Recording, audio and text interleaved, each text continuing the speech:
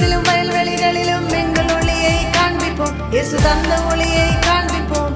வனாந்தரத்திலும் வயல்வெளிகளிலும் எங்கள் ஒளியை காண்பிப்போம். இயேசு தந்த ஒளியை காண்பிப்போம்.